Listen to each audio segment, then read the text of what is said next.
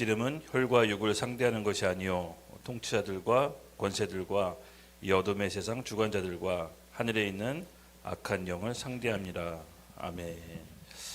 하나님, 시대가 어지럽고 나라가 어렵습니다.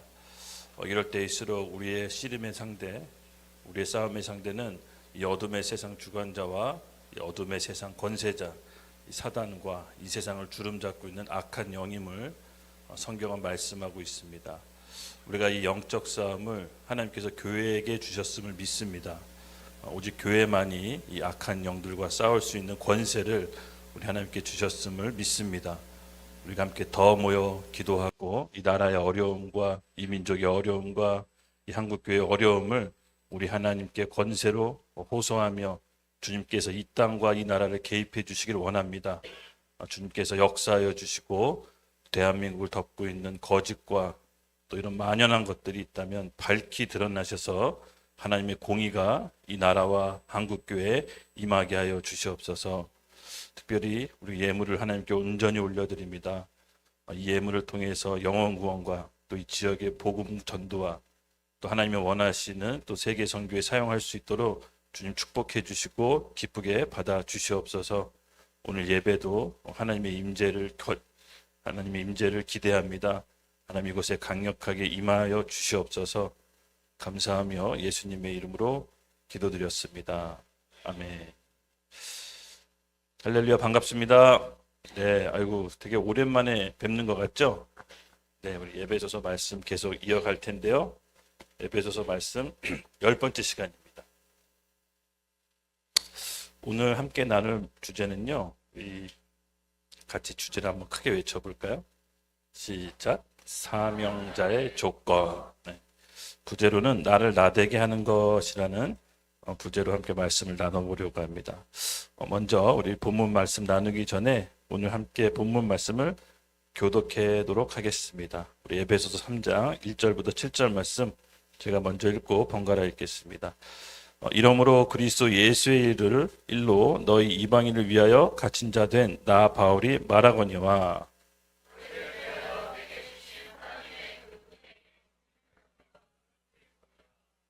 곧 계시로 내게 비밀을 알게 하신 것은 내가 먼저 간단히 기록함과 같으니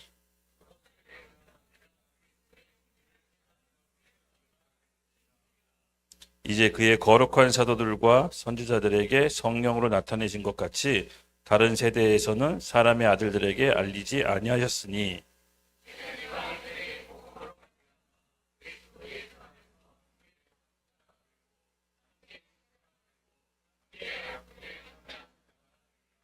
다 같이 읽겠습니다. 이 복음을 위하여 그의 성령이 역사하시는 대로 내게 주신 하나님의 은혜의 선물을 따라 내가 일꾼이 되었노라. 아멘. 아멘. 네, 여러분은 스스로 여러분을 뭐라고 생각하십니까? 한번 본인 스스로 나는 뭐다라고 남들 앞에서 한마디로 이렇게 정의 내리면서 말할 수 있으신지요? 저는 한번 좀 생각해 봤으면 좋겠습니다.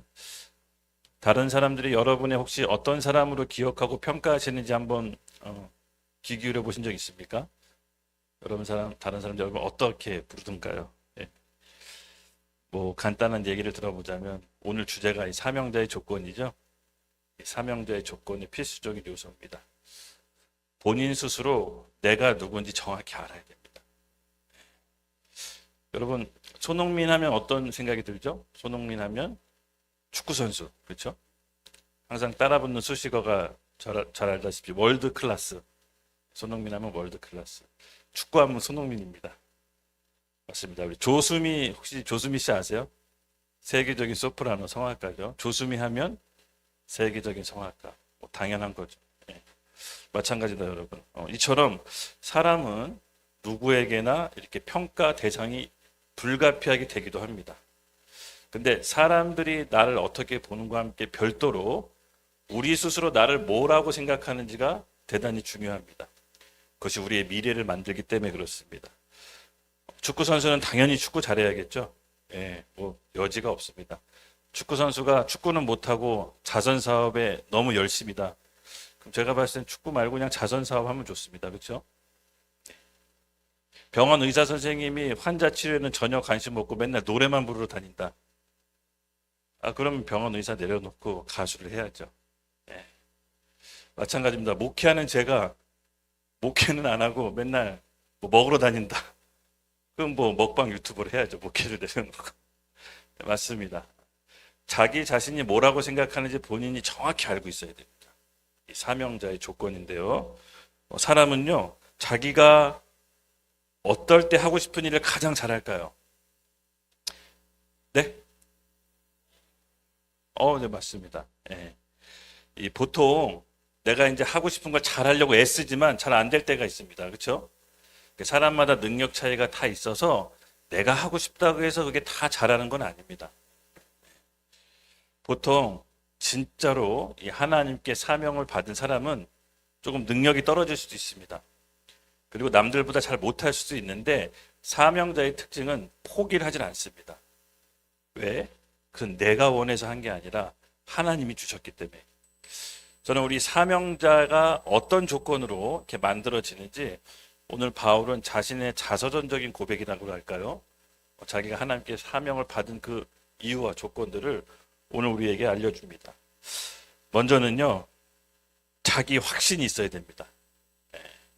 조금 요새 자기는 확신 그러면 별로 안 좋아하더라고요. 확증 편향이란 말도 있고 그런데 근데 성경적으로 봤을 때 자기 확신은요, 하나님이 사명받은 자로서 나오는 당연한 반응입니다. 여러분, 우리 기훈 전도사도 있고 향기 전도사도 있고 저도 있지만 우리가 하나님께 어떤 사역자로서 부름 받을 때는 자기 확신이 반드시 있어야 됩니다. 내가 하고 싶지 않은데 시켜서 할 수는 없습니다. 그렇죠?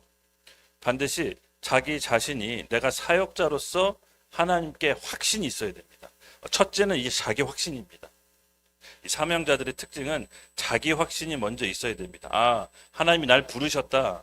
하나님께서 날 콜링하셨다라는 자기 확신이 있어야 됩니다. 그래서 이 자기 확신이 있으면 자연히 시간이 지나면 잘하게 돼 있습니다. 네, 잘하게 돼 있습니다. 그래서 오늘 이 바울은요, 사명자의 조건으로 오늘 우리에게 무엇을 의미하고 메시지를 주시려고 하는지 우리가 잘 귀다듬어 듣고 여러분 함께 기도해서 구했으면 좋겠습니다. 하나님께서 여러분에게 사명을 주셨습니다. 예수 믿는다라는 것은요, 그냥 나만 믿고 천국 가라고 하나님께서 믿음을 주시는 게 아니라 우리가 이 땅에 살아가야 될 이유와 사명이 있다는 겁니다. 결코 포기할 수 없는, 남과 결코 나눌 수 없는 사명이 우리 가운데 있는 것입니다. 그 사명을 발견하셔야 됩니다. 아직 없다면 여러분 먼저 기도하셔야 돼요. 이 사명이 있는 삶과 사명이 없는 삶은 영적인 퀄리티가 너무 다릅니다. 그냥 마지못해서 솔직히 얘기해서 그냥 생계형 크리스천으로 살 거냐, 아니면 사명을 감당하는 세상을 이기는 신앙생활을 할 거냐, 그것은 사명이 있느냐 없느냐로 갈려져 있습니다. 여러분이 모두 그런 사명을 받는 사람이 되길 예수님의 이름으로 축복합니다. 여기서 잘한다고 했을 때 여러분 어떤 일을 잘한다? 잘한다는 말을 우리가 흔히 쓰잖아요. 그렇죠? 인준이 참 요리 잘한다. 기훈이 참 찬양 잘한다. 잘한다는 말을 때 많이 씁니다. 근데 어느 정도 저희가 얘기했을 때 적어도 제 기준에서는 잘한다고 했을 때 그냥 평균 이상 뭘 좀 잘한다 이런 걸 잘한다라고 한다기보다도 진짜로 내가 이거 아니면 안 될 만큼, 내가 이거에 목숨 걸 만큼 잘할 수 있는 거, 그것을 뜻합니다. 여러분, 잘한다고 했을 때 그냥 단순히 내가 남들보다 평균 이상으로 해야지 이렇게 생각하지 마시고요. 하나님께 기도해서 하나님, 내가 이거 목숨 걸고 해서 내일 당장 죽어도 아쉬울 게 없는 나에게 사명을 주십시오라고 기도하시기 바랍니다. 예.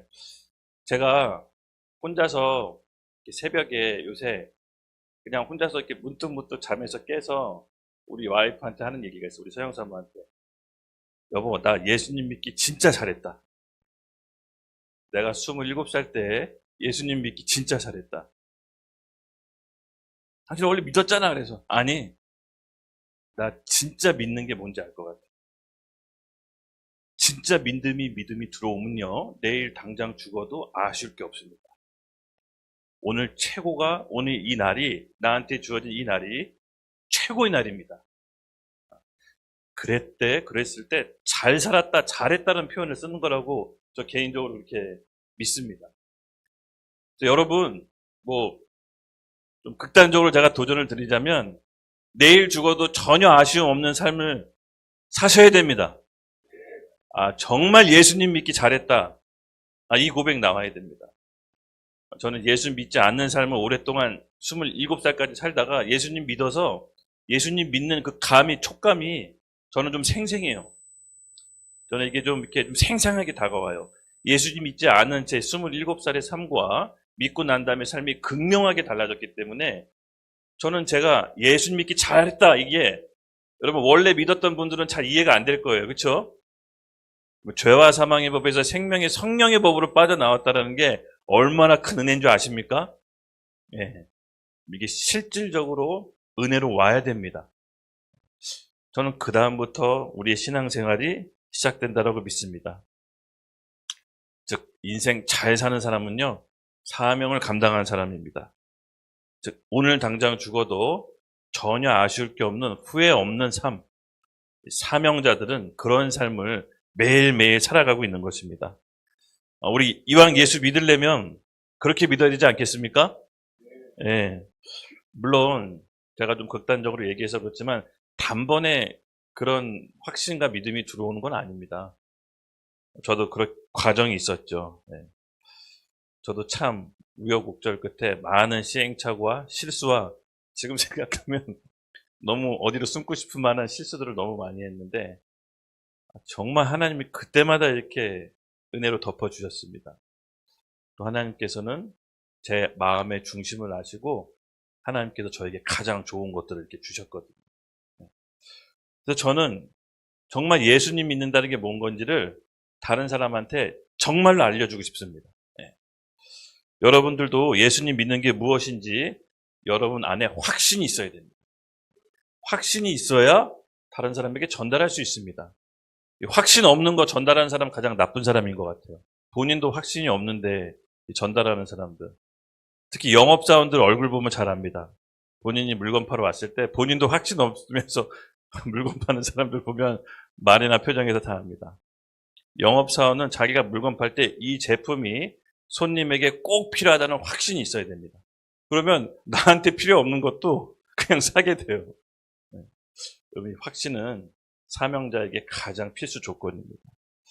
그래서 여러분, 대부분 예수님 믿는다라는 거 여러분 너무 간단하게 생각하지 마십시오. 또 예수님 믿는다라는 거 한번 진지하게 생각해 보십시오. 여러분, 예수님 왜 어떻게 믿게 되었습니까? 여러분, 예수님 믿게 된 과정을 한번 생각해 보세요. 그냥 믿어지던가요? 제가 늘 간증했잖아요. 28살 때 교회 와서 사람들이 찬양하고 손들고 찬양하는데 저 사람들 진짜 믿는 걸까? 제가 그 고민을 혼자 3년 하면서 교회 다녔어요. 진짜 믿는 걸까? 믿어서 저러는 걸까? 근데 제가 가만 보니까, 지금 돌이켜 보니까 이해가 됐습니다. 진짜 예수 아니면 안 되는 사람들이 왔구나. 여러분 잘 생각해 보세요. 여러분 예수 믿는다고 지금 이 자리에 와 있죠? 네. 여러분 예수 사람들이 멀쩡한 정신으로 믿을 수 있을 것 같습니까? 전 멀쩡한 정신으로 예수님 잘 믿는다, 이거 불가능하다고 봐요. 우리가 얼마나 사악하고 약은 존재인데요. 우리가 얼마나 계산적인 존재인 거 여러분 자신이 알잖아요. 내가 좋아하는 거, 내가 원하는 거 다 해보고 안 돼서 마지막에 예수님께 온 자들이잖아요. 그렇죠? 그래서 그런 미안한 마음 있지 않아요, 예수님한테? 제가 26살 때 예수님을 믿었다. 내가 예수님 믿기 진짜 잘했다. 이 고백이 나올 때 제가 수천 번 더 됐을 거예요. 제 인생 가운데 저 예수 믿으라고 전도한 사람이 어마어마하게 많았습니다. 제가 초등학교 여름성경학교 때 친구가 저를 초대했던 거, 군대 제대했을 때 내 옆에 잤던 동기가 예수님 저 초대해서 교회 같이 가자고 했던 거, 심지어 대학교 자취하는데 룸메이트까지 새벽기도 다니는 친구예요. 계속해서 저보고 교회 가자, 예수님 믿자 했는데 제가 다 거부했거든요. 왜? 그거 안 믿어도 잘 살 자신 있었거든요. 그래, 네 말은 고맙지만 내가 진짜 최후의 수단으로 믿어볼게. 근데 지금은 아니야.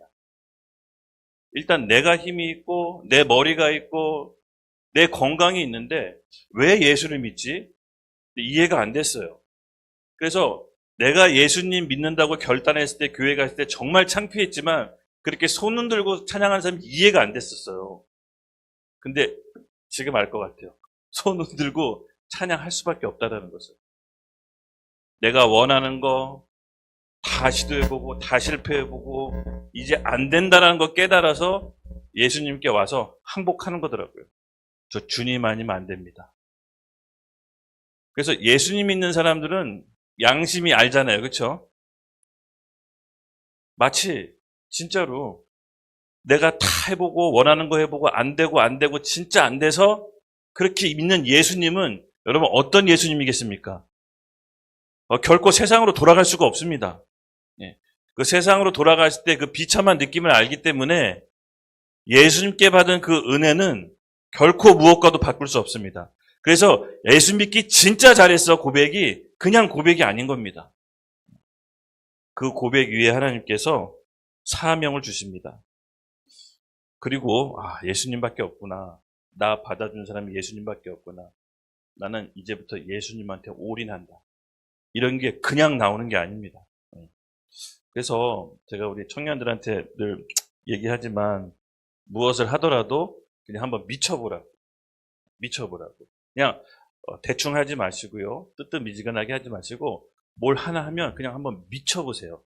그렇게 미치는 사람이 예수님도 잘 믿어요. 정말입니다, 여러분. 어떤 한 형제가 이렇게 저한테 한번 오래전에 찾아왔습니다. 전도사님, 저 이 자매랑 너무 결혼하고 싶어요. 이러더라고요. 그래? 어떻게 그런 마음 들었지? 그래서 전도사님 줄에 서주시면 안 되나요? 나 줄에 한 번도 서본 적이 없는데? 근데 저희 자매가 너무 좋습니다. 근데 그 자매 어디 있어? 그랬더니 우리 교회 안 다녀요. 그래서 다른 교회 다녀요. 미안한데 내가 다른 교회 다니는 자매는 줄에 설 수가 없다. 이렇게 했지. 근데 그 형제가 진짜 고민하는 겁니다. 그래서 제가 얘기했습니다. 미안한데, 진짜 미안한데 너무 좋으면 그 자매를 데리고 도망가라. 너무 좋으면 그 자매한테 얘기해서 네가 그 교회를 가라. 너무 좋으면. 난 그것도 너무 좋다. 미쳐야 된다. 그 자매를 데리고 멀리 도망가라. 그리고 행복하게 잘 살아라. 그것도 난 인정한다. 그러니까 그러니까 사랑하려면 미쳐야 된다. 누군가를 좋아하려면 미쳐봐라 한번. 진짜 미쳐가지고 막 미친 사람처럼 미친 행동을 해봐라. 그 정도는 아니고요. 그 정도까지 좋아하진 않고요. 그래서 그 정도까지 좋아하지 않으면 훈련 받아라 그냥 교회에서. 그냥 뭐 이렇게 한 가지 예를 실례로 들었지만 여러분 그렇습니다, 여러분. 뭔가에 한번 미쳐 보십시오. 그러니까 예수를 믿으려면 한번 미쳤다는 소리 한번 들어보세요. 예. 그리고 예수를 안 믿을 거면 진짜로 멀리 떠나서 미친 듯이 도망가서 하고 싶은 거 다 해보세요. 그래야 내가 예수 아니면 안 되는구나. 내가 예수 믿기 진짜 잘했구나. 이 고백이 나오는 거예요. 믿는다고 하는데 믿음이 있는 것도 아니고 또 믿음이 또 없는 것도 아니고 이상한 경우가 너무 많아서 그러면 시간이 낭비되거든요. 제가 이제 아침마다 자만 훈련하지만 우리에게 가장 돌이킬 수 없는 건 시간입니다. 시간. 돈도요. 어떻게 열심히 돈은 잃어버려도 어떻게 열심히 하면 복구가 돼요.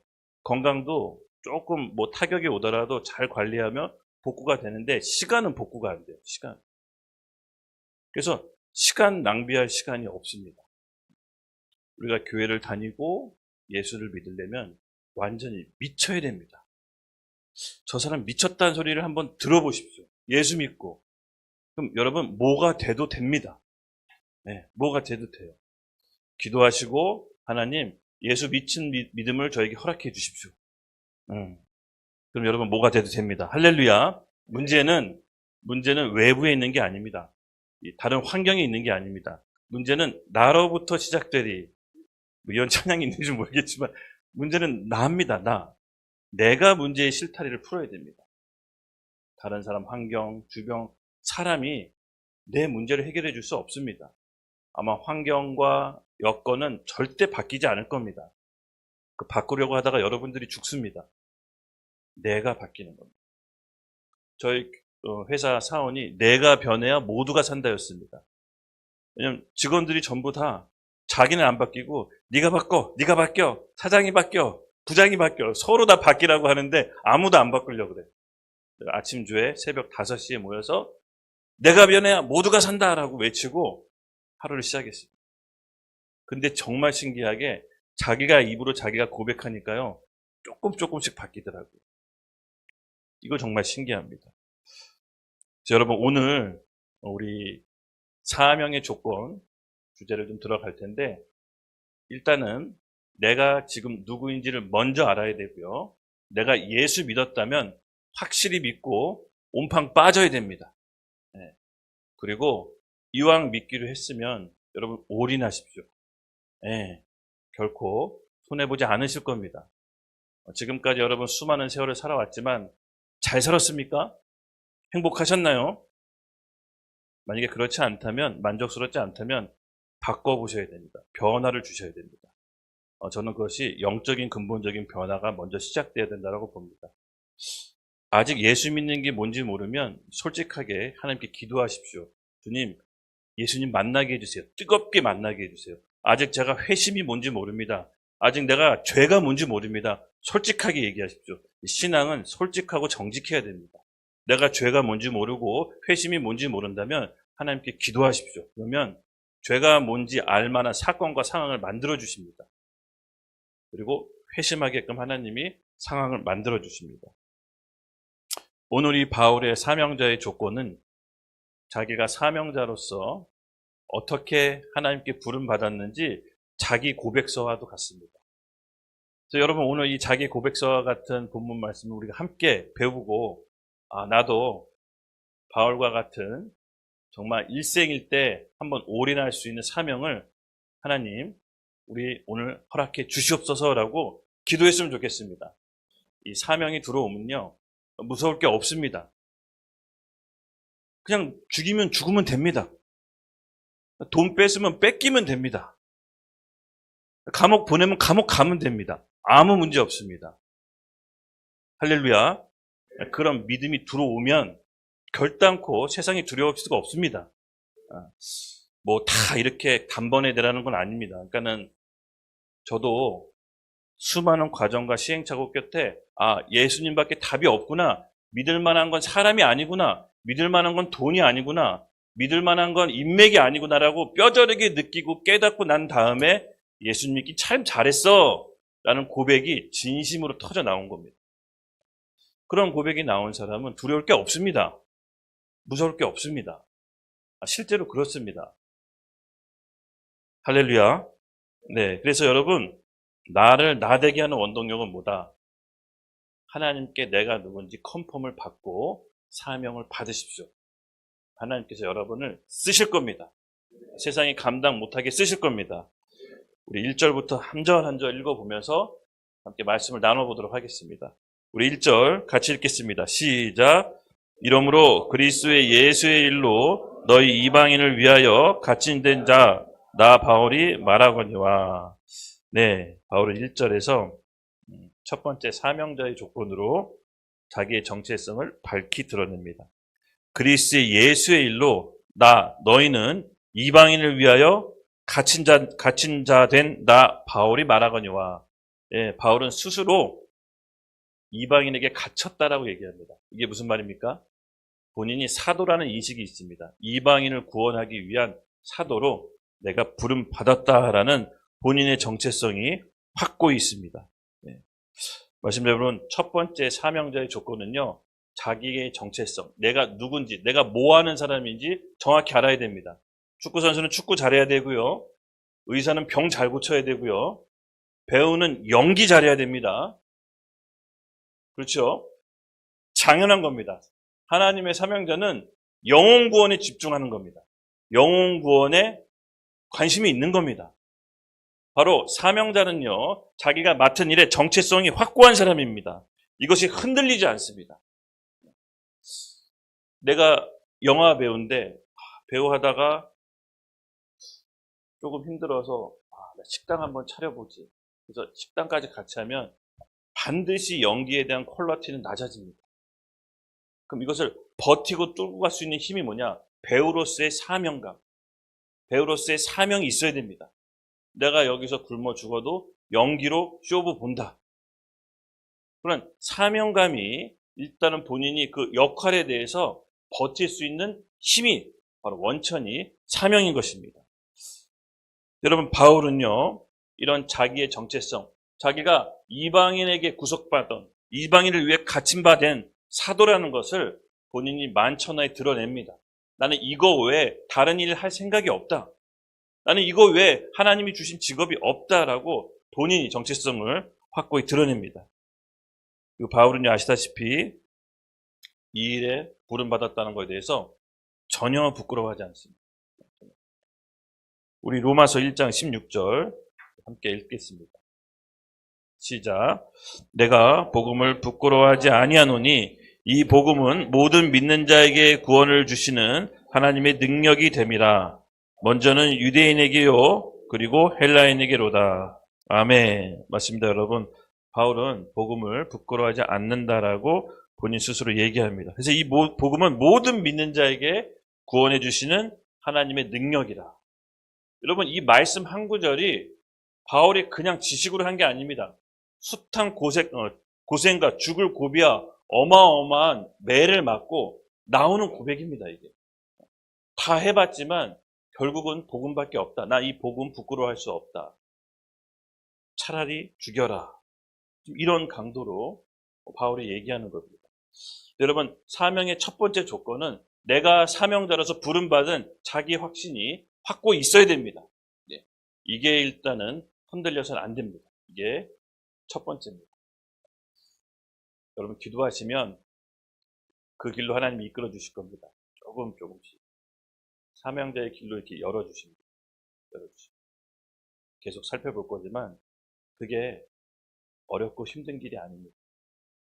고통스러운 길이 아닙니다. 남들이 보기엔 그렇게 보이지만 나한텐, 자기 본인한텐 최고의 길입니다. 여러분, 잘 생각해 보십시오. 우리 인생은 한정되어 있습니다. 살아갈 수 있는 날수는 정해져 있습니다. 그리고 그 날수가 끝나면 죽어서 영원히 살게 됩니다. 이 세상 주관하시는 하나님 마음에 쏙 들게 살아야 됩니다. 그게 진짜 계산할 줄 아는 사람입니다. 그게 뭔가 아는 사람입니다. 여러분, 군대 생활 잘하는 사람들 보면 어떻게 합니까? 위에 고참이 괴롭히면은 고참 패스합니다. 그 중대장 마음에 쏙 들게 행동합니다. 그 위에 대장 마음에 쏙 들게 행동하면 그 고참 이렇게 요리합니다. 회사도 마찬가지입니다, 여러분. 날 위에 바로 위에 상관 괴롭히면 사장 마음에 쏙 들게 행동합니다. 사장이 요리합니다. 영적인 생활도 마찬가지입니다. 이 세상 만물의 주관자이신 하나님 마음에 쏙 들게 행동하면 하나님이 다 컨트롤 하십니다. 이걸 배우셔야 됩니다. 그래서 여러분, 진짜 계산해 보세요. 저는 사업을 하면서 계속 계산하면서 살았거든요. 제 계산기가 3개가 있었어요. 3개. 하도 계산하는 거 좋아해가지고 종류별로. 근데 아무리 계산기를 두드려도 하나님보다 올인하는 것보다 남는 장사가 없더라고요. 네. 영혼의 주관자, 이 모든 복의 근원, 그 하나님 마음에 쏙 들게 행동해야 우리 인생이 죽어서 영원히 살 때 하나님의 오른편에 서서 가장 좋은 사람들과 가장 좋은 관계로 살아가는 것입니다. 네. 이게 실제로 믿어져야 됩니다. 네. 이게 믿어져야 내 지금 눈앞에 보이는 상황을 뛰어넘습니다. 여러분, 이렇게 믿어지는 축복이 오늘 밤 임하길 예수님 이름으로 축복합니다. 예, 나만 미친 사람 될 수 없잖아요. 같이 미쳐야지. 네, 할렐루야. 저를 지금 미친 사람처럼 쳐다보는군요. 걱정 없습니다. 같이 미치게 될 겁니다. 여기 들어온 이상 같이 미치게 될 겁니다. 네. 우리 2절 같이 함께 읽겠습니다. 시작. 너희를 위하여 내게 주신 하나님의 그 은혜의 경륜을 너희가 들었을 터이다. 아멘. 네, 이제 두 번째 사명자의 조건입니다. 두 번째 사명자의 조건. 너희를 위하여 내게 주신 그 하나님의 은혜. 바울이 사명을 감당할 수 있는 그 원동력이 뭐냐? 그 동력이 뭐냐? 중요합니다. 바로 하나님의 은혜인 것입니다. 그는 그가 받은 은혜가 족하다고 했습니다. 더 이상 받을 게 없다라고 합니다. 복음 받은 사람은 하나님 앞에 더 이상 받을 게 없는 겁니다. 전부 받은 겁니다.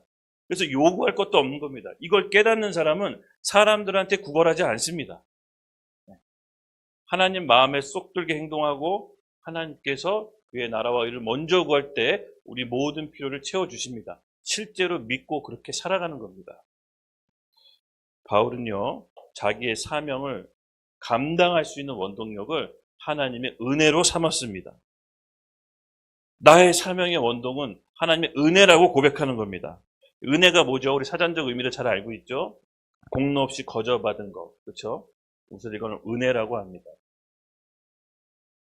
근데 이 은혜가요, 그냥 공로 없이 거저받은 거 이렇게 그냥 간단히 얘기하기로는 너무 부족합니다.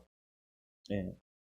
바울은요, 제가 봤을 때 이 사람은 진짜 죽어도 10번은 죽었어야 되는데, 아니면 장애자가 됐거나, 학자들은 바울이 장애자라고 얘기하는 사람도 있습니다. 너무 많이 매를 맞고 너무 많이 사고를 당해서 몸이 온전치 않을 거다, 절름발이거나 등이 굽어서 곱추일 가능성이 크다, 뭐 이렇게 주장하시는 분도 있습니다. 근데 이 바울이 당한 고통을 뭐 바울 스스로 이렇게 막 열거하는데 본인도 얘기하면서 좀 눈물 났을 것 같아요. 함께 살펴볼까요? 고린도후서 11장 23절부터 27절 말씀 쭉 같이 함께 읽겠습니다. 바울이 당한 고통입니다. 시작.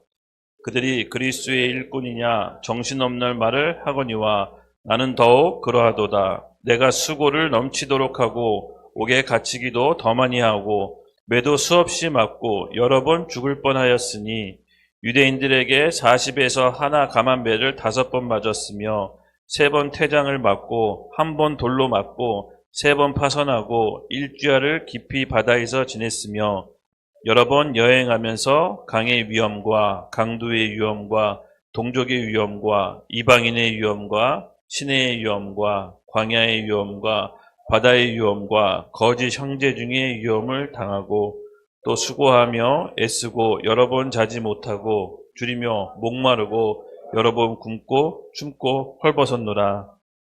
아멘. 오, 아멘 하기 부담스럽네요.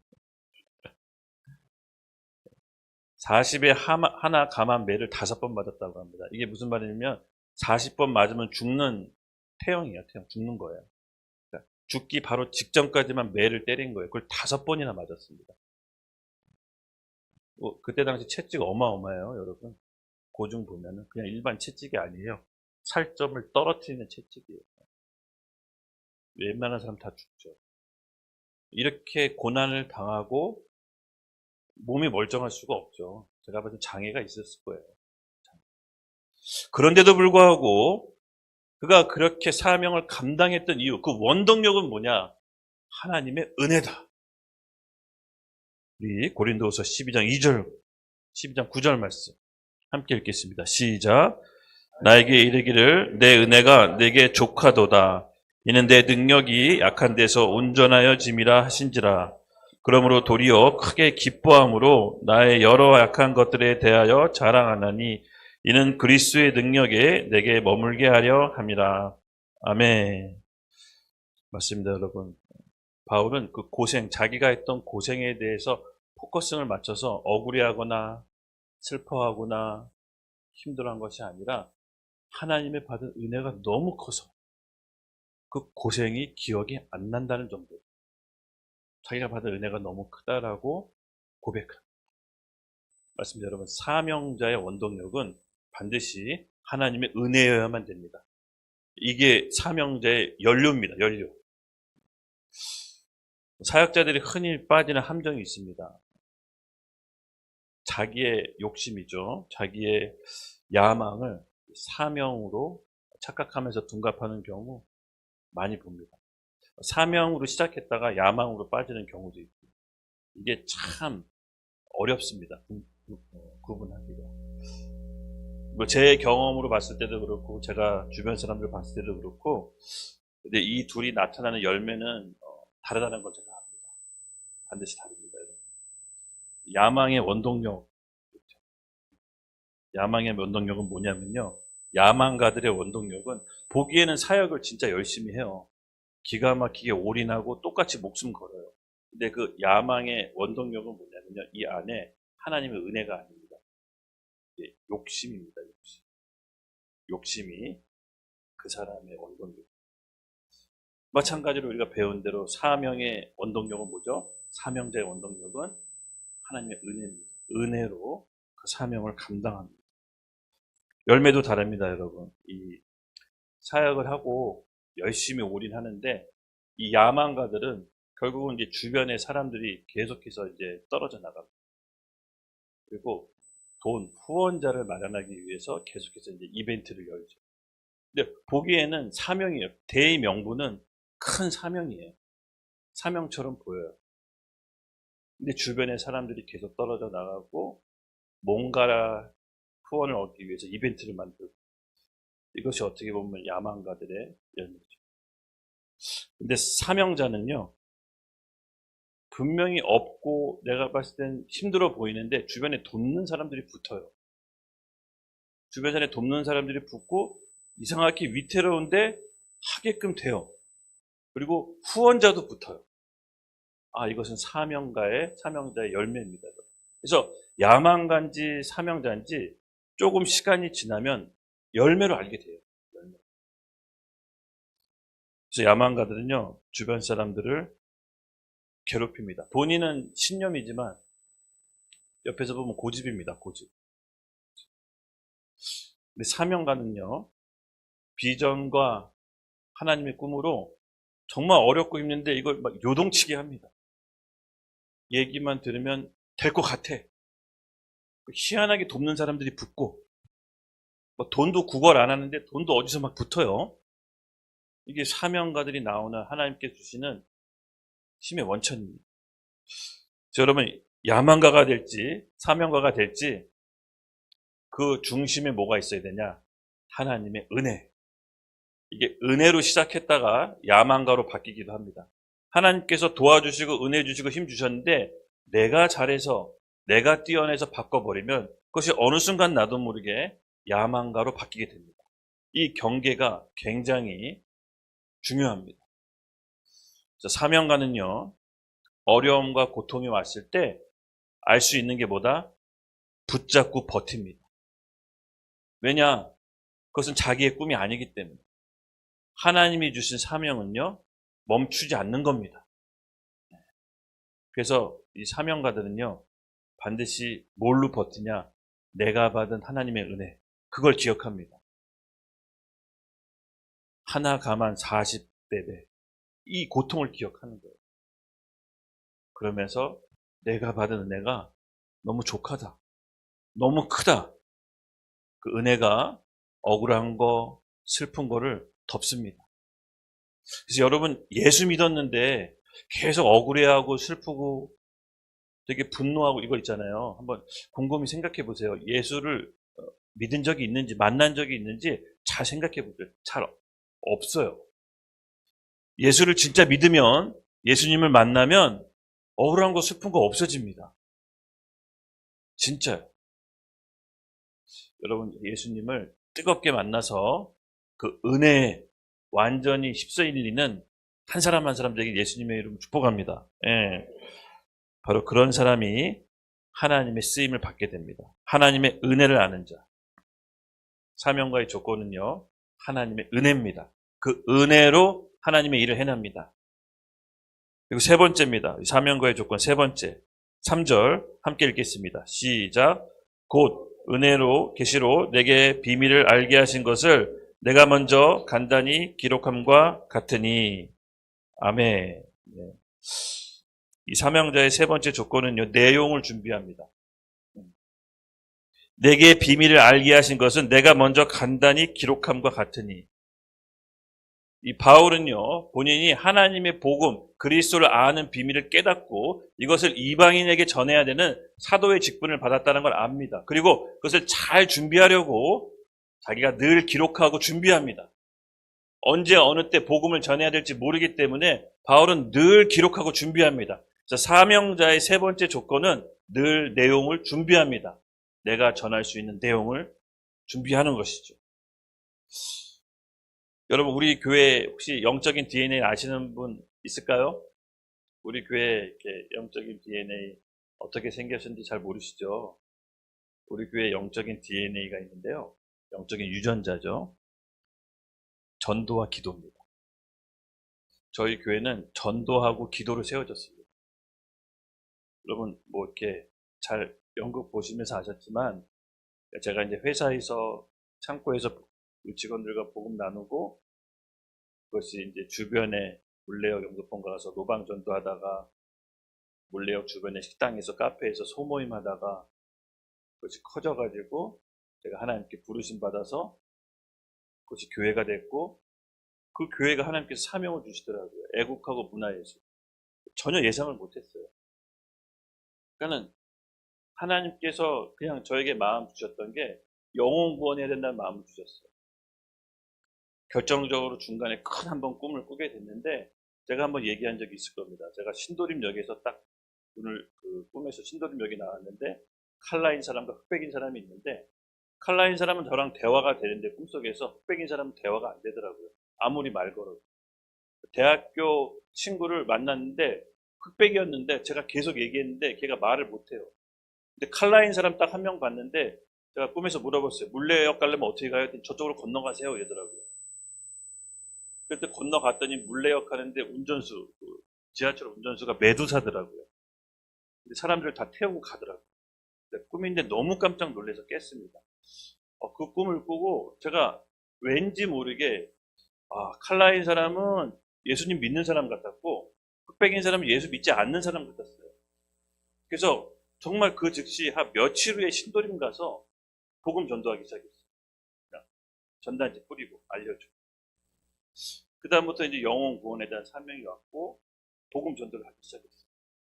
그래서 이제 사람들 만나면 잘 전하려고 30초짜리 복음, 1분 복음 이걸 적어서 외우고 다녔어요. 잠깐 만나서 헤어지더라도 뭔가가 전하려고.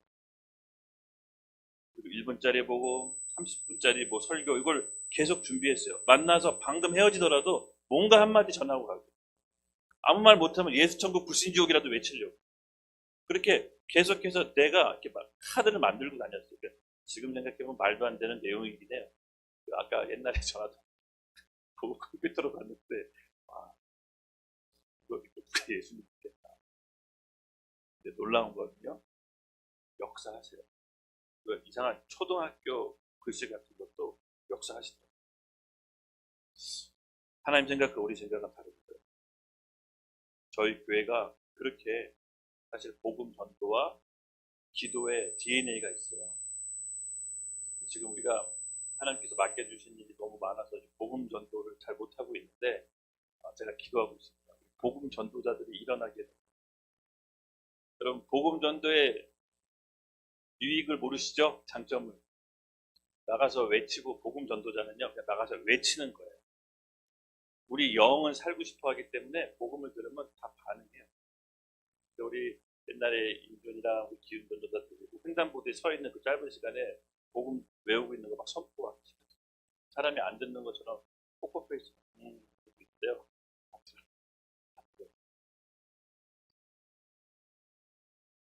그렇게 해서 희한하게 하나님께 교회를 세우셨어요. 그리고 정말 희한하게 이 교회 사명을 주시더라고요. 세상의 기준을 제시하고 나라를 지키고 문화예술의 천병이 돼서 연극도 그냥 우리끼리 소꿉장난하고 전도축제하려고 했지 뭐 대학로에서 연극하려고 생각도 안 했어요. 어느덧 3년 하게 되고 또 일본 가서 공연하게 되고 8월 달에 드디어 뮤지컬이 소집됐어요. 막 꿈이 발동해요. 근데 뭐 이거를 호황된 게 아니라 그냥 하면 또 돼요. 막 돕는 사람이 와요. 누가 또 막 돈을 줘요. 하라고. 그러니까 내가 원해서 막 구걸하는 게 아니에요. 이거 제가 어떻게 합니까? 못하죠. 못해요. 인간적인 계산기 들여서 절대 못. 그래서 막 꿈이 들어왔어요. 올림픽 공원 가서 우리 예배하는데 체조 경기장. 여기서 공연하고 우리 여기서 나중에 나라사랑 MG기도의 체조 경기장 안에서 하자. 이게 또 확 들어왔어요. 민준아, 체조 경기장 개관하는데 얼마야? 물어볼 때. 그러니까, 선생님 얼마 안 비싸요. 그러더라고요. 얼마 안 비싸면 네가 빌려. 그랬어요.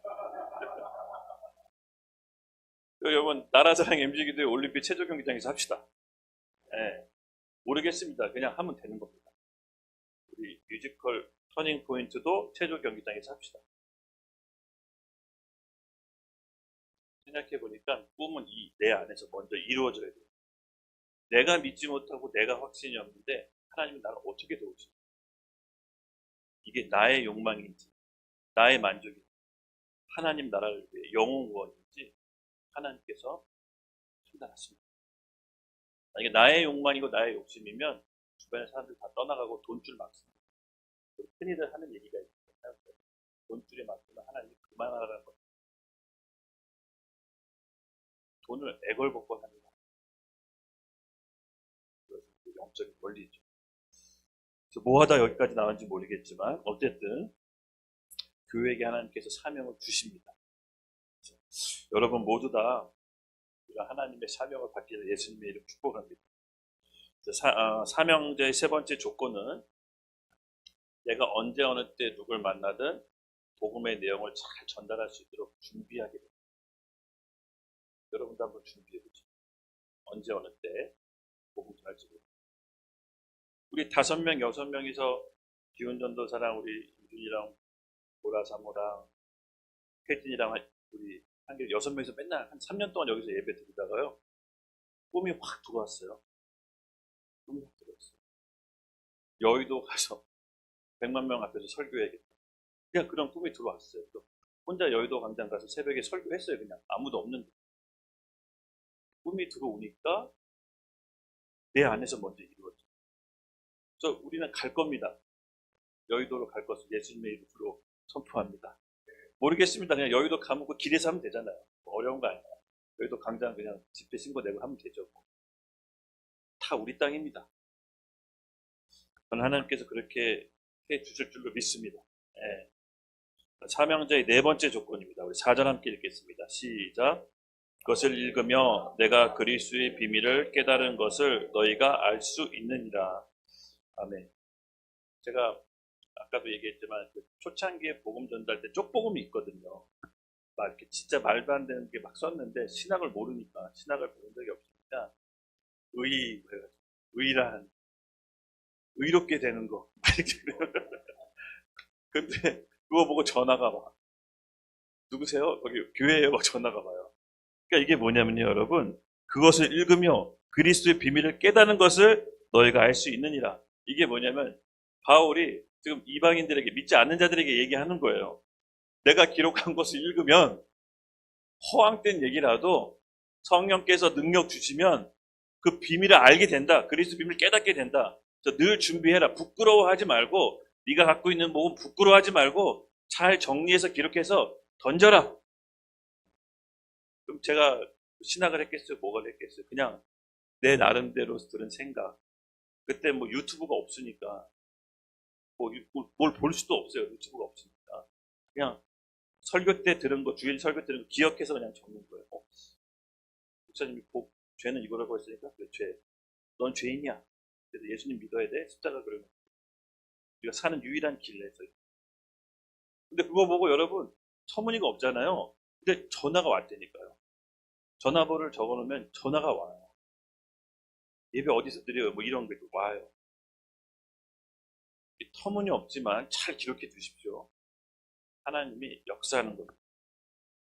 우리가 그것을 읽으면 내가 그리스도의 비밀을 깨닫는 것을 너희가 알 수 있느니라는 바울의 고백처럼 여러분 복음을 부끄러워하지 마시고요.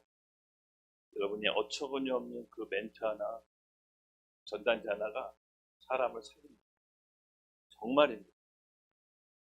저는 그걸 여러 번 경험하고 체험했어요. 그래서 누가 이렇게 복음 메시지 써준 거 전 하나도 안 버려요. 하나도 안 버리고 다 갖고 있다가 그것도 전단지를 만들어요. 여러분 정말 재밌어요. 해보십시오. 하나님께서 역사하실 겁니다. 우리가 만든 복음 전단지로 영혼 구원 회심이 일어납니다. 그래서 사명자의 조건은요, 여러분 만들어 놓은 기록을 반드시 전달하는 것까지 하셔야 돼요.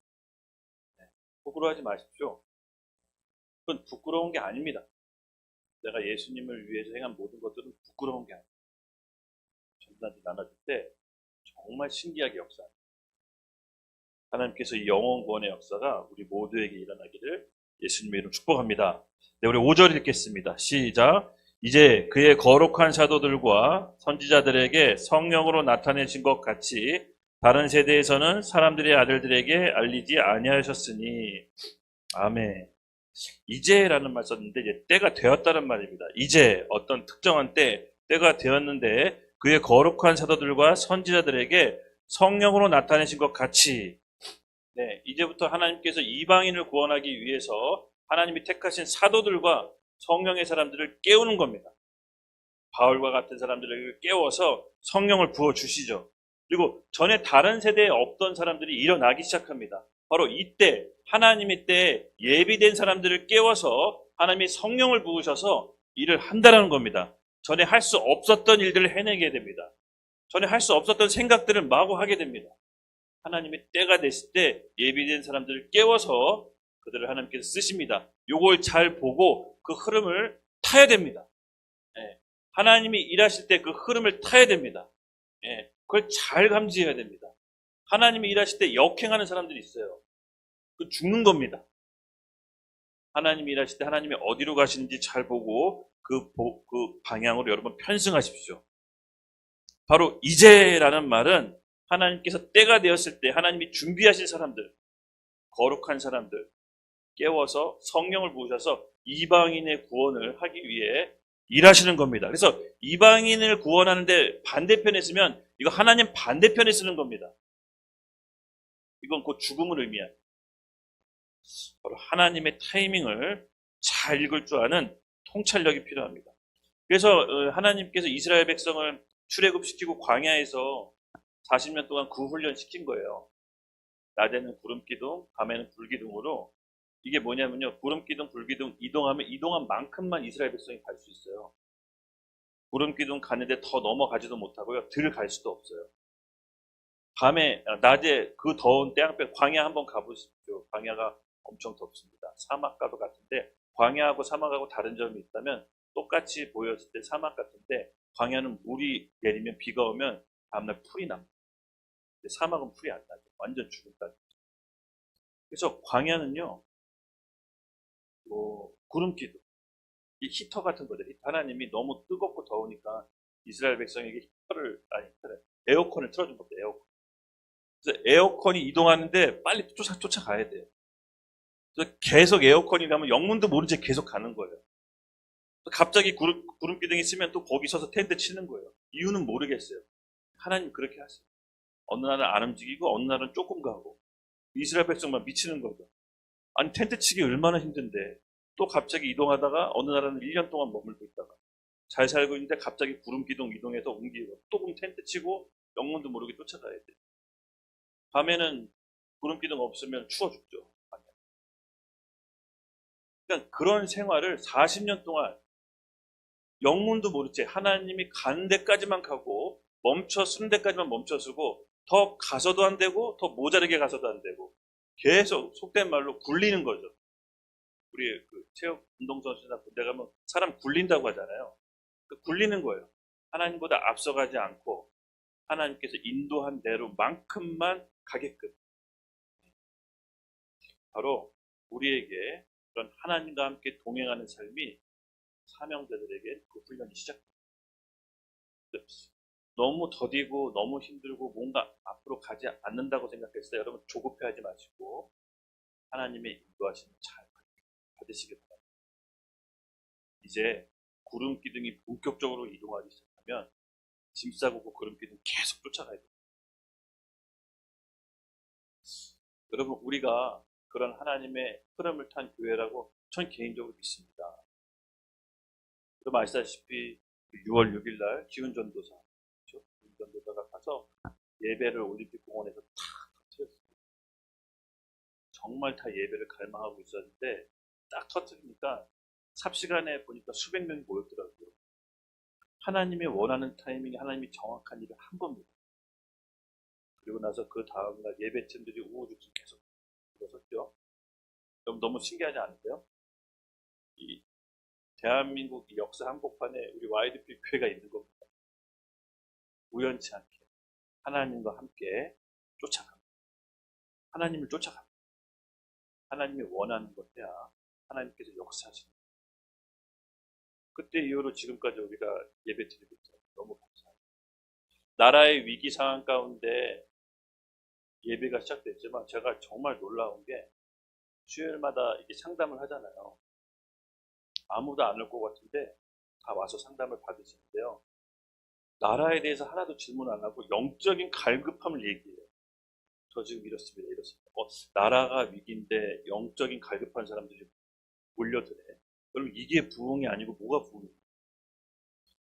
언제 20대, 20대들이 영적인 갈망을 느낄까요? 저는 이 세대가 영적인 갈망을 느낀다는 것 자체가 너무 신기합니다. 지금. 근데 나라의 위기 가운데 올림픽 공원에 영적인 갈망이 있는 사람들이 계속 오기 시작합니다. 하나님의 흐름을 타야죠. 하나님의 구름 기둥을 쫓아가야 돼요. 저는 지금 이 1년의 과정을 보면 와, 이게 너무 기가 막히다. 한편으로는 하나님 일에 작게나마 우리 교회가 그 한복판에 있다는 게 너무 감사합니다. 하나님 반대편에 있을 수도 있잖아요. 그렇죠? 그럼 하나님 반대편에 있을 수도 있어요. 이거 얼마나 비참합니까? 같이 예수님 믿고 같이 교회 하는데 하나님 반대편에 쓰는데 하나님 반대편에 있는지 모른다. 그럼 이건 얼마나 비참합니까? 본인은 열심히 한다고 한 거잖아요. 지금. 본인도 목숨 걸고 하는 거잖아요. 근데 하나님 반대편에 있다는 게 얼마나 비참합니까? 우리가 하나님의 음성과 하나님의 인도함을 정확히 받는 사명자가 되길 예수님의 이름 축복합니다. 역사를 주관하신 하나님은요, 때가 됐을 때 하나님이 원하는 사람들과 하나님 원하는 교회들을 깨워서 하나님의 일을 시작합니다. 그리고 그들로 하여금 그리스도 예수의 복음의 비밀을 담대하게 선포하도록 준비시킵니다. 우리 지난주에 일요일 막 찬양하고 예배했다 우리 같이 예배 드리시면 알겠지만 K-pop 공연이 그 타이밍에 끝나서 막 사람들 나가잖아요. 근데 우리 예배를 위해 오신 관객들 같아요. 모르겠다 저자 되고 찬양해야겠다 막 찬양하는데 정태 형제님 주 예수를 믿으십시오. 그러면 너네 집에 구원 얻으리라 하는데 뭉클하더라고. 저 K-pop 공연 와서 수많은 사람이 이 복음을 이때 아니면 언제 듣지? 늘 준비해야 됩니다. 그러니까 정치형제님은 멘트가 준비가 돼 있어. 언제 튀어나올 수 있는. 복음 전도자의 목소리. 너무 가슴이 뭉클하다. 그래서 어떤 일이 어떻게 펼쳐질지 모릅니다. 그렇죠? 늘 준비합시다. 정말 늘 준비합시다. 하나님의 쓰임받는 크리스찬이 됐으면 좋겠습니다. 맞습니다. 여러분, 5번째 사명자의 조건은요. 하나님의 때와 타이밍을 알고 하나님과 함께한 자. 보니까는 이제 부정선거 전산 조작하는 사람들 보니까는 실수한 걸 메꾸려고 전산을 막 조작했더라고요. 상부에 보고하는 절차도 없이 본인들이 막 조작을 했더라고요. 회사하는 사람들은 알아요. 그 실수해서 한 건지 원래 하던 습관대로 한 건지 원래 하던 습관대로 한 거예요. 그렇지 않고서는 그렇게 상부 보고 안 하고 할 수가 없어요. 회사에서 자기가 뭘 잘못해도 잘못한 걸 모르는 사람들이 원래 하던 대로 했기 때문에 관례에 거슬려도 잘못인지 모르고 하는 거예요.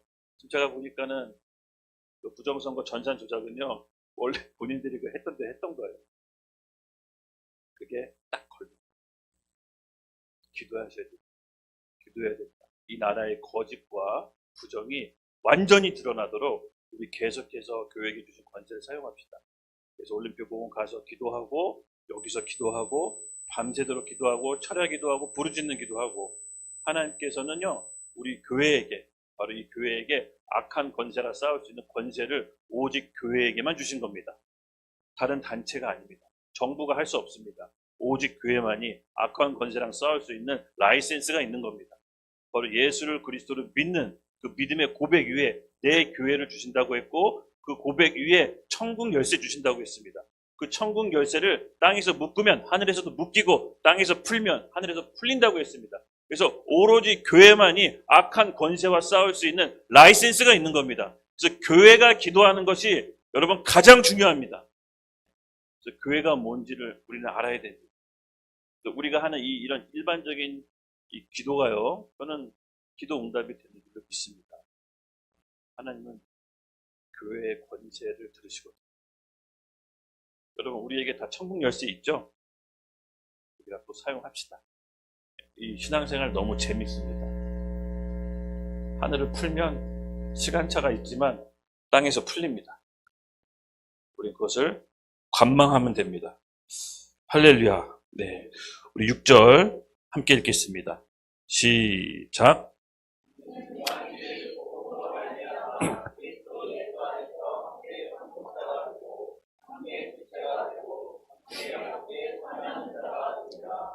아멘, 아멘. 여섯 번째는 삼형제의 조건보다도요, 이 삼형제의 열매에 좀 가까운데요. 주목해야 될 단어가 있습니다. 3번 반복되죠. 함께, 함께, 함께. 이 사명자는요, 혼자 사명을 받았더라도 나중에 공동체적으로 확장됩니다. 함께 상속자가 되고, 함께 지체가 되고, 함께 약속에 참여하는 자가 되고. 하나님의 방법은요, 항상 개인이 복이 받지만 그 혜택은 공동체가 받게 합니다. 주 예수를 믿으라, 그리하면 너와 내 집이 구원을 얻으리라. 우리가 받은 복음과 우리가 받은 사명은 우리 개인을 위해만 있는 것이 아니라 우리가 구원해야 될 공동체를 위한 것입니다. 어떤 이는 가족일 수 있고요, 어떤 이는 지역일 수 있고, 어떤 이는 한 국가일 수가 있습니다. 각자 받은 그릇이 다르지만 중요한 건 하나님이 우리에게 사명을 주실 때는 나 개인을 살리기 위해서만 주시는 게 아닙니다. 반드시 공동체로 확장해 나가십니다. 함께 상속자가 되고, 함께 지체가 되고, 함께 약속에 참여하는 자가 되고. 20년 전에 혼자 예수님 믿고 교회를 혼자 몰래 무섭게 다녔지만 이렇게 교회가 될 줄 몰랐습니다. 지금 생각해보면 주마등처럼 너무 시간이 빨리 갔지만 꿈만 같아요. 28살 때 교회 처음 나가서 교회 예배 너무 길다고 투덜대던 제가 교회 하게 될 줄은 꿈에도 몰랐습니다. 예수님 안 믿어진다고 셀 리더랑 싸웠던 제가 울봉에서 이렇게 예배할 줄은 꿈에도 몰랐습니다. 형한테 더 이상 예수님 얘기하면 난 더 이상 형 안 만난다고 했던 제가 이렇게 연극하게 될 줄 몰랐어요. 정말 생각해 본 적도 없어요. 그래서 예수 믿기 참 잘했다. 그 고백이 우리 고백이 되었으면 좋겠습니다. 바울은요, 이 실질적인 하나님의 약속이 무엇인지를 우리에게 알려주고 계십니다. 함께 상속자가 되고, 함께 상속자가 되고. 여러분, 그리스도 예수를 믿는 즉시 우린 그리스도를 맏아들로 한 하나님 나라의 공동 상속자입니다. 하나님 나라를 유업을 얻습니다. 우리 갈라디아서 3장 26절 함께 읽겠습니다. 시작. 너희가 다 믿음으로 말미암아 그리스도 예수 안에서 하나님이 아들이 되었으니. 로마서 8장 17절 시작. 자녀이면 또한 상속자 곧 하나님의 상속자요 그리스도와 함께한 상속자니 우리가 그와 함께 영광을 받기 위하여 고난도 함께 받아야 할 것이니라. 아멘. 자녀이면 상속자라고 합니다. 여러분, 그리스도와 함께 받을 상속이 무엇입니까? 조금 더 구체적으로 알아봅시다. 너무 막연하잖아요. 우리 다음 구절 갈라디아서 3장 29절 함께 읽겠습니다. 시작. 너희가 그리스도의 것이면 곧 아브라함의 자손이요 약속대로 유업을 입을 자라. 아멘. 더 구체적으로 알아봅시다. 이것까지는 좋은데 아브라함 너무 먼 사람 이야기 같고, 우리가 예수 믿으면 하나님의 상속자인데 약속대로 아브라함의 유업이 우리에게 이어진다? 예수를 믿었는데 아브라함의 유업이 이어지는 게 그 아브라함이 받았던 유업이 뭔지 이것도 자세히 알아보겠습니다. 시작. 너를 축복하는 자에게 내가 복을 내리고 너를 저주하는 자에게 내가 저주하리니 땅의 모든 족속이 너로 말미암아 복을 얻을 것이니라 하신지라. 아멘. 여러분, 우리가 받은 유업입니다. 믿어지십니까? 예수 그리스도를 믿는 즉시 하나님과 접붙여지게 되고 아브라함의 유업이 우리의 유업이 되는데, 이게 너무나도 실질적입니다. 나를 축복하는 자 축복받게 되고 나를 저주하는 자 저주받게 됩니다. 내가 복의 근원이 되니 모든 족속이 나로 복을 받을지어다. 이게 우리가 받은 유업입니다. 여러분, 이걸 믿으십시오. 그래서 여러분, 누군가가 여러분을 저주하면 그 사람 저주받습니다. 누군가가 여러분을 축복하면 그 사람 축복받습니다. 우리는 복의 근원이 되고 내가 받은 사명은 반드시 나로 끝나지 않고 내가 속한 교회, 단체, 국가에게 복이 됩니다. 그래서 여러분, 그냥 시시한 존재가 아닙니다. 그저 그런 존재가 아닙니다. 돈 때문에 쩔쩔매는 존재가 아닙니다. 그리스도의 유업을 얻은 자입니다. 그 유업을 뭔지 확실히 알고 믿음으로 예수한테 완전히 미치시기를 예수님의 이름으로 축복합니다. 우리가 생각하지 못한 삶이 우리 가운데 펼쳐질 것을 저는 믿습니다. 그런 거 없이 예수를 왜 믿습니까? 그렇죠? 제가 늘 얘기하지만 아브라함의 복이 없는데 예수를 믿는다. 가장 불쌍한 사람들 크리스찬입니다. 시간 뺏기고 돈 뺏기고 이게 뭐야 지금? 우리 왜 이렇게 하고 있는 거야? 그게 아니죠. 말씀은 실제입니다. 실제로 역사하기 때문에 믿는 겁니다. 믿는 사람은 능치 못할 일이 없습니다. 여러분, 그 믿음이 여러분 가운데 들어오길 예수님의 이름 축복합니다. 내가 예수 믿는 즉시 그리스도와 함께 공동 상속자입니다. 아브라함의 약속, 그 언약이 나의 유업으로 됩니다. 이 엄청난 약속을 받고 여러분 억울할 수 있을까요? 슬픕니까? 좀 원하는 대로 안 돼서 억울하고 슬퍼요? 좀 될 거 안 돼서 좀 억울해요. 재민이 전혀 이해 안 된다는 표정으로 전혀 그런 거 모르겠다. 아멘입니다. 하나님께 은혜 받은 자는 억울한 게 없는 겁니다. 더 이상 슬픈 게 없는 겁니다. 그래서 내가 너무 억울하고 너무 슬프고 너무 불공평하고 너무 슬퍼요. 그런 분들 기도하십시오. 하나님 은혜 알게 되려고. 은혜 알게 되려고 기도하십시오. 하나님 은혜 주실 겁니다. 그 은혜 받으면 이제 사명자가 되실 겁니다. 결코 포기할 수 없는, 결코 놓을 수 없는 사명을 주실 겁니다. 그 사명으로 우리는 하나님 나라의 가장 높은 꼭대기에 있을 겁니다. 여러분 흥분되지 않으십니까? 우리 같은 이런 비천한 인생에게 하나님께서 사명을 주신다는 거, 하나님의 동역자로 우리를 부르셨다는 거, 여러분 얼마나 재밌고 신납니까? 신앙생활 신나는 겁니다. 여러분 그렇게 신앙생활 재밌게 하시기를 예수님으로 축복합니다. 우리 찬양팀 나오십시오. 같이 마지막 결론을 얘기하면서 뜨겁게 우리 찬양하겠습니다. 네. 우리 7절 마지막 결론입니다. 우리 함께 읽겠습니다. 시작. 이 복음을 위하여 그의 능력에 역사하시는 대로 내게 주신 하나님의 은혜의 선물을 따라 내가 일꾼이 되었노라. 아멘. 이 복음을 위하여 그의 능력이 역사하시는 대로 내게 주신 하나님의 은혜의 선물에 따라 내가 일꾼이 되었노라. 바울의 결론입니다. 바울의 사명자의 고백으로서 사명을 감당하는 이유를 3what이라고 해야 됩니다. 세 가지를 됩니다. 그 세 가지 때문에 내가 사명을 감당한다라고 얘기합니다. 첫 번째, 무엇을 위하여? 복음을 위하여. 두 번째, 무엇으로? 그의 능력과 역사하는 힘으로. 하나님의 능력으로 우리 사명을 감당합니다. 세 번째, 동기가 무엇입니까? 아까 뭐랬죠? 무슨 동기로 해냅니까? 하나님의 은혜의 선물에 따라. 사명자는요, 하나님의 은혜로 그 일을 감당합니다. 여러분, 오늘 이 세 가지 바울의 결론을 잘 기억합시다. 첫 번째, 무엇을 위해서 한다? 복음을 위하여. 두 번째, 무엇으로 그걸 감당한다? 그의 능력과 역사하는 힘으로. 세 번째, 어떤 동기로 해야 되냐? 그리스도를 아는 하나님의 은혜로 사명을 감당하는 것입니다. 그럴 때 사명자로서 하나님께서 우리가 생각하지 못할 하늘의 큰 상급을 준비하고 있는 줄로 믿습니다. 저는 그 하늘의 표대를 향해 이 땅에 사는 동안 올인하는 우리 YDP 하나교회 식구들이 되길 예수님을 축복합니다. 예수님을 아는 사람은 억울한 게 없는 겁니다. 슬픔도 없는 겁니다. 주님이 보여주신 표대를 향해 나아가는 겁니다. 우리 빌립보서 3장 7절, 9절 같이 함께 심차게 읽겠습니다. 시작. 그러나 무엇인지 내게 유익하던 것을 내가 그리스도를 위하여 다 해로 여길 뿐더러 또한 모든 것을 해로 여김은 내 주 그리스도의 예수를 아는 지식이 가장 고상하기 때문이니라.